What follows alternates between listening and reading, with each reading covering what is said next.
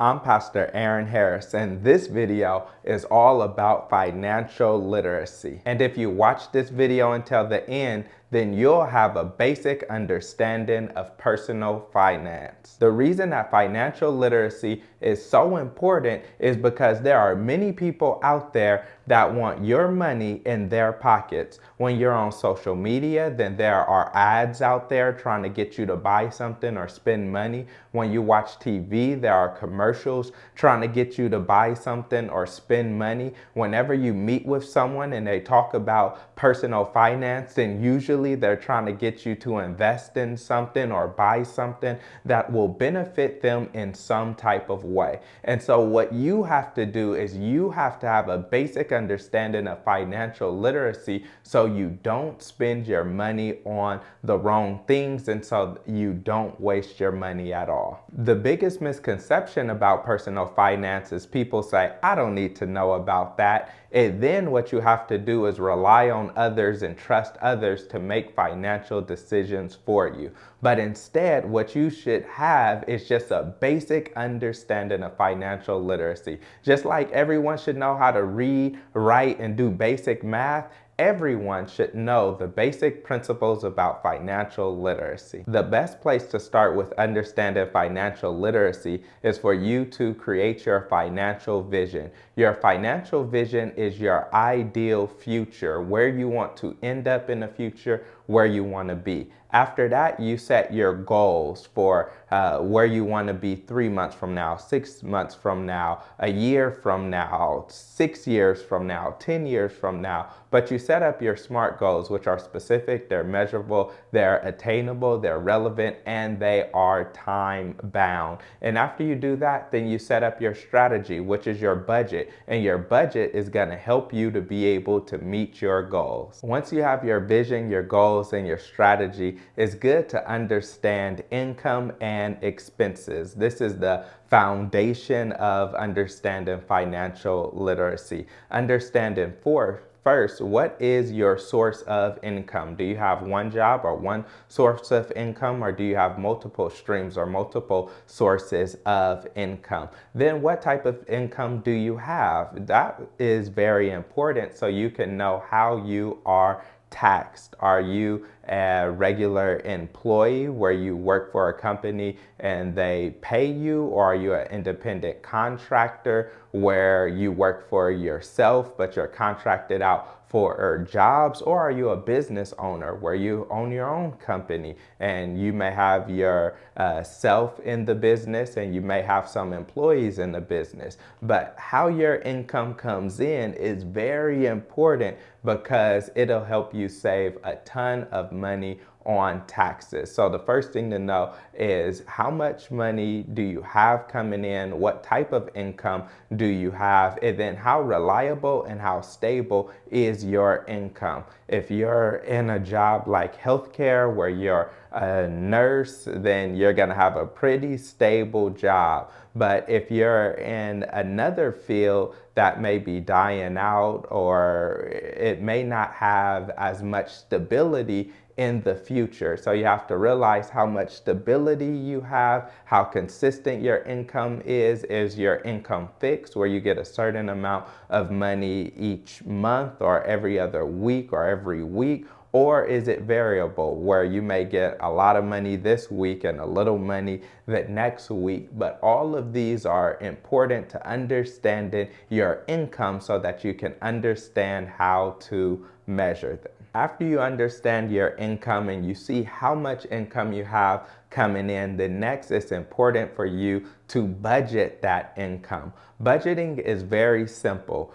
To put it in a simple terms, if you make $10 and you spend 8 of those $10 and save $2, you're doing great at budgeting. If you make $10 and you spend $10, then you're paycheck to paycheck and you're not that great at budgeting, which is most Americans. And then if you make $10 and spend $12, then you're terrible at budgeting and you are in debt and you are in big financial trouble. So this principle holds the same. If you make $100 and you spend 80, save 20, you're good. If you make 100, spend 100, that's not good. It's paycheck to paycheck. You're barely making it, and you better pray that an emergency doesn't happen. Or if you make 10 and spend 12, or make 100 and spend 120, then you are in financial ruin. And this sounds simple, but you can apply it even to $100,000. Some people make $100,000 net cash, and then they spend 80,000. They have 20,000 to save and invest. They're doing great. If you make 100,000, spend 100,000, then you're basically living paycheck to paycheck, and that is not good. If you make 100,000 and spend 120,000, then that is absolutely terrible. So no matter what stage you are in your life, you want to make sure that you are not spending all that you have or more than you have, but that you are living below your means. If you want to know more about budgeting, I have other videos that are all about budgeting, or you could go to Amazon and pick up my book, Make Money Make Sense. And that book will tell you everything that you need to know about going and creating a budget, setting up a budget, and budgeting categories and things like that. In addition to budgeting, one of your big goals should be to make sure that you are saving money for your financial future, so that you're saving and investing. So a minimum of 10% each time you should get paid is what you should be saving. And you really should be saving closer to 20% of your net income, so that you can invest that to create financial freedom for yourself. In America, we have a big debt problem. So part of understanding financial literacy is understanding how to manage debt. Now, all debt is not bad. There is some good debt, and there are some things that are considered bad debt. Generally, good debt is debt that will help you to make more money in the future or help you financially in the future, and bad debt is what does not help you in the future. When determining whether or not debt is good or bad, you can also consider the interest rates. If you have an interest rate of 4% or less, which some home loans may have or some student loans may have, then that's generally okay, because your investment or your interest is moving at about the rate of inflation, and so it's not a huge deal.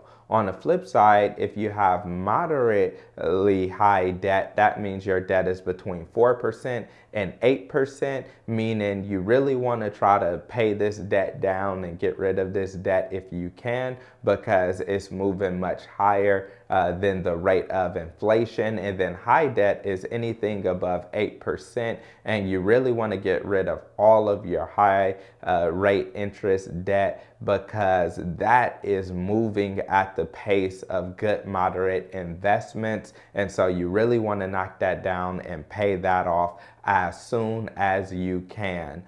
Things that could be good debt are like a home loan. If you're investing for your future and you're paying it off, it can be considered really good. But if you buy too much house and you pay too much for your home, then you can end up getting foreclosed on, and it can be really bad. So you still have to be wise. Student loans could be a good form of debt as well. If you go take out $60,000 worth of student loans, and then you get a job making $120,000 a year, then you could easily pay back that $60,000. But the flip side is true as well. If you go and you get a loan for $120,000, but then you only make $40,000 a year when you graduate or finish with school, then that is not a good investment. So good and bad is really situational. But credit card debt is always terrible.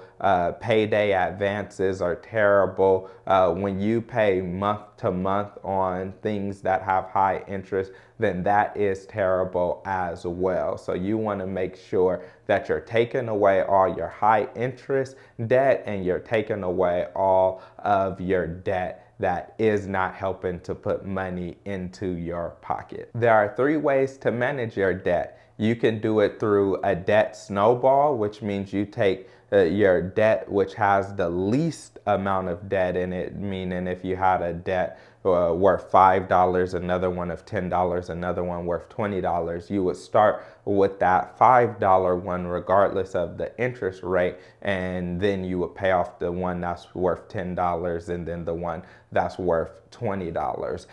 Debt avalanche is different, where it attacks the interest rate that is the highest first, meaning if the one that's worth $10 have a higher interest rate than the $20 one and $5 one, then you would attack that one first and you would pay that down, and you would go from high interest rate to low interest rate. And that is exactly what I would recommend that you do. Once you get rid of all your high interest debt and you get rid of all of your bad debt, it's important to look at investing, because investing is important because you benefit from compound interest, where your $10 will turn into 20, 20 will turn into 40, 40 will turn into 80, 80 to 160, 160 to 320, 320 to 640, and so on and so on and so on. And so you benefit from that compound interest. And there's really three type of investments that people can invest in. You have low risk investments, you have moderately risky investments, and you have high risk investments. Low risk investments are things like bonds, CDs, mutual funds, where you can usually get about 3 to 5% return on your investment. Now, because inflation is already at 2 or 3% or even higher, then that means that you have a low risky investment, which means you're most likely not going to lose your money, but you're not going to gain a ton of money either, because because of inflation and because it will grow slow. That's why most Americans choose moderately risky investments. Your retirement funds are mostly tied up into index funds and mutual funds. And what these funds are is they are diversified funds, meaning index funds may have a lot of individual stocks. You can have 500 stocks, 1,000 individual stocks, all from different sectors, all put into one index fund. And the reason you do that is because you're invested in so many different companies that if a couple of them fail or do bad, that your other ones will still most likely do well. And pretty much America has to go into a complete collapse for you to lose all your money. And if that happens, then your money is not worth anything anyway. So that's index funds, and it's a similar concept with mutual funds, and those are considered moderately risky investments. And then you have high risk investments, and those could be like individual stocks, to where if your stock that you pick, if it tanks and it fails, then you lose all of your money and you're in big trouble. Also, starting a business is very risky. If you're successful, it could be very rewarding. You can make a lot of money, but most businesses fail and do not make it. So it makes it a risky investment. And then any investment that is leverage, a lot of real estate is leverage, where you're taking out hundreds of thousands of dollars. Leverage just means you're taking out loans in order to support your investment, where you can make a whole lot more money, but you take on a lot more risk as well, because you have all that debt that you're consuming for yourself. And so you have to see, are you making low risk investments, moderately risky investments, or high risk investments? The younger you are, the more risky investments you can take. The older you are, the less risk you want to take, but you really have to find a balance between your risk tolerance. So if you enjoyed this video and learned something, then watch the other videos on this page, which are all about financial literacy.